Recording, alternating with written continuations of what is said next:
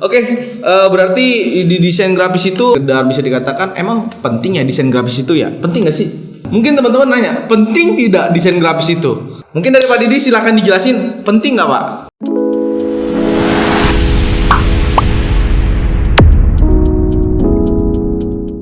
Jadi gini, ruang lingkup nih, gue tanya ruang lingkup kerja. Desain grafis itu larinya kemana aja, Mister Didi? Pak Bro. Oke, kalau ruang lingkup kerjanya itu bisa. Apakah dia bisa freelance atau dia kerja di suatu perusahaan? Ruang lingkupnya itu seperti apa aja? Ya, di perusahaan bisa ya. Di perusahaan bisa kita kerja. Kemudian freelance. Nah, apalagi zaman sekarang zamannya digital, itu serba online. Jadi kerja bisa di mana aja, kapan aja.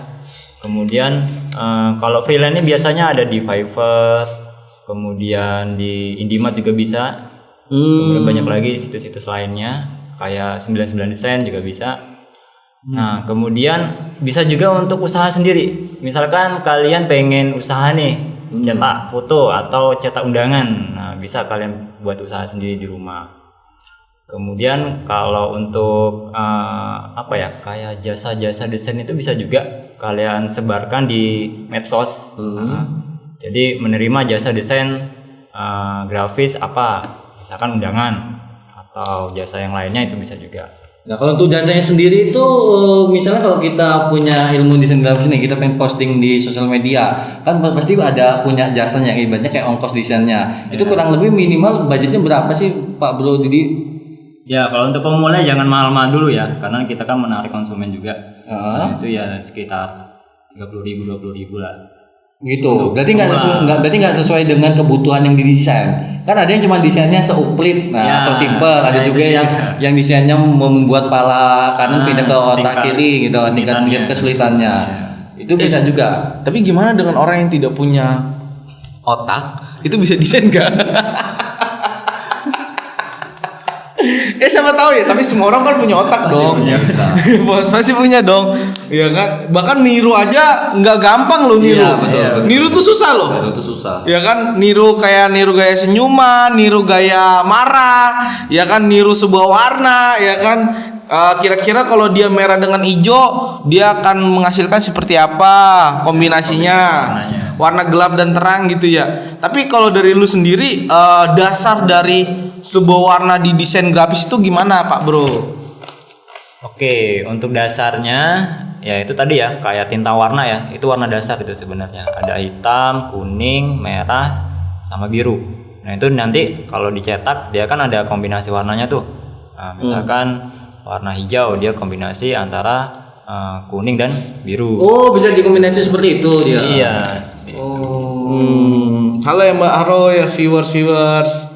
Ada nih viewersnya nih, disapa silakan. Halo, selamat pagi Bang Setiadi Samda. Ini kayaknya Setiadi Samda nggak asing nih ya. Ini salah satu dari alumni dari iTech juga nih kayaknya nih.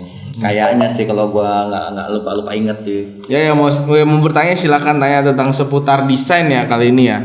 Oke, Pak Bro Didi. Iya. Bicara warna tadi sampai mana sih warna ya? Kayak warna, kombinasi warna antara hijau dan biru menghasilkan warna apa? Hijau dengan biru. Ini hijau nih. Ini temboknya hijau nih tembok. Ya kan? Bener nggak? Iya, benar hijau. Hijau itu gelap ya. Birunya biru mana dulu nih? Biru terang sih, kebanyakan orang sukanya biru terang sih ya. Biru atau kombinasi hijau biru. Ini kayak lagi kita mencetak ini ya, apa namanya? Mencetak apa sih kalau warna-warna gitu? Cetak apa? Cat warna. Pernah kan lo main cat warna? Misalnya kita mau warna itu pengen kita warna hijau nih. Kita punya kuning sama biru. Ya udah digabungin aja nanti berubah jadi hijau. Kombinasi. Tapi gini, Pak, kalau transparan itu termasuk warna bukan? Transparan. Ayo. Transparan Ya. Transparan tuh yang nggak nampak ya Ya ibaratnya kayak ini plastik nih. Ya kan shred transparan gitu kan. Transparan. Kalau menurut gue sendiri nggak warna sih. bukan warna. Justru warna itu bisa ditebak larinya kemana gitu loh. Betul. Ketika hijau dia dilihat, oh ini larinya warna gelap atau terang gitu loh. Jadi ada karakternya kalau warna ya. Misal kayak gini, merah karakternya berani. Hitam karakternya gelap gitu ya. Mungkin kayak gitu ya. Kalau misalnya transparan tuh Menurut lu gimana? Ini pertanyaan segampang. Susah gampang nih pertanyaan nih. Beta Daniel ya? Beta Daniel ini dari iya betul Beta Daniel. Beta Daniel ya, transparan ya kan.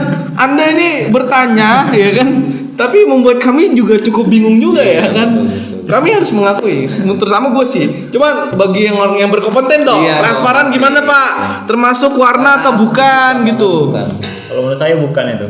Kalau menurut saya ya. Iya ya. Kalau transparan tuh lebih ke efeknya dia. Oh efek. Transparan. Ya tepuk tangan dong ya kan. Tadi lu bilang transparan apa? Transparan. Apa? Kayak transparan tuh kayak warna yang nggak pasti sih menurut gua. Transparan adalah warna yang nggak pasti. Iya. Pertanyaan aneh. Ya silakan yang mau bertanya lagi ya kan. Tapi gini, menurut gue yang gue lihat sekarang pekerjaan desain grafis itu sangat menjanjikan bagi mereka yang berkompeten. Iya betul.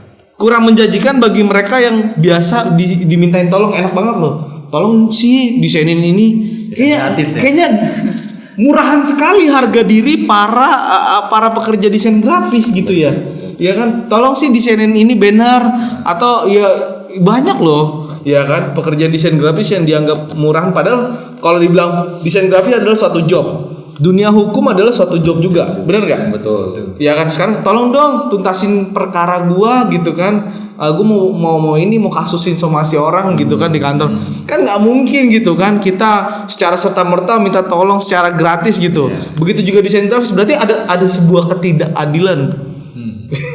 Bener nggak? Betul. Ada sebuah ketidakadilan. Menurut pandangan lu gimana? Jangan diam aja dong. Kalau menurut gua sih ya kayaknya harus dibuatin pasal Pop ya. Pasal bagi para pekerja ya. Bagi para pekerja biar semua itu tidak ada dusta antara kita, biar adil. Berarti yang minta tolong itu nggak boleh serta merta. Tolong dong desainin. Wani piro bro gitu ya. Berarti desain grafis boleh matre ya. Boleh. Tapi kebanyakan desain grafis tuh nggak enakan loh untuk berkata enggak gitu. Enggak males gitu. Pasti mereka ngerjain malah gitu. Menurut lu gimana? Menurut lu pandangan lu? Jadi master desain grafis. Ya kalau kita mintain tolong ya tergantung temannya sendiri sih. Kalau dia misalkan desainnya nggak terlalu rumit ya bisa sih kita gratisin gitu ya atau kita buatin gitu. Kalau desainnya rumit banget dan butuh waktu yang lama ya masa nggak dikasih ibaratnya Rp1 pun masa nggak ada ini sih nggak ada pengertian gitu loh ibaratnya. Nah parahnya lagi sudah minta tolong hasilnya nggak maksimal dia komplain marah-marah pula. Nggak ngasih duit malah ya? Udah nggak ngasih duit minta tolong dan lagi juga dia bilang kok cuma kayak gini aja. Gitu masih desain yang lebih keren lagi. Pak Didi bilang angel-angel kayaknya dia sering merasakan. Pengalaman kayaknya. Pengalaman ya Pak ya? Biasanya ada nggak sih teman jujuran ada dong. sih ada. Enak-enaknya di dunia desain grafis gitu. Ya ada suka dukanya sih emang. Nah. Ceritakan dong sudah. Yang enaknya gimana, yang gak enaknya gimana? Banyak yang enaknya atau banyak enaknya? Ya. Tapi kemarin dia disuruh ya ngedesain sesuatu, dia dapat nasi padang loh sama teh kotak. Oh gitu. Berarti harga jasanya itu nasi padang berapa? 20.000 ya? 20.000. Teh kotak Tergantung menu dong. Tergantung menu. Kemarin menunya apa?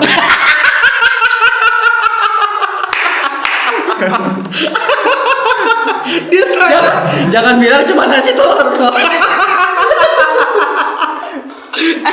Tapi enggak lah. Tapi enggak lah. Untuk seorang desain grafis, master desain grafis. Masa lu nanya mulu. Ya kan saya ngomongnya 25.000 lah. Ya 25.000. Iya. Tapi ini intermezzo aja buat teman-teman ya. Jangan sampai nanti setelah nonton tayangan podcast ini ya. Sepertinya jurusan desain grafis gak enak. Udahlah jadi administrasi aja gitu. Tapi ada loh temen gue yang memang dia di desain grafis dia malah dia sebagai freelancer dan dia mendaftarkan diri di suatu situs platform untuk istilah menjual jasa desain logonya. Dan itu harga per desainnya $5 berarti 60.000 gitu loh. Nah, tunggu. Tadi Bang Amos ini menyebutkan freelancer. Bisa dijelaskan freelancer itu apa? Karena kan banyak netizen di luar sana yang belum tahu freelancer itu apa. Ya, jadi freelancer ini ada pekerjaan yang bisa dikerjakan dimanapun dan kapanpun. Oh. Itu via online ya? Via online. Contohnya kayak Fiverr, Dan itu ada standarisasi nilai rupiahnya. Bisa bilang gitu kan? Malah kita nentuin cuy. Malah kita yang nentuin. Wah. Iya. Jadi Tapi ada standarnya juga, ada juga.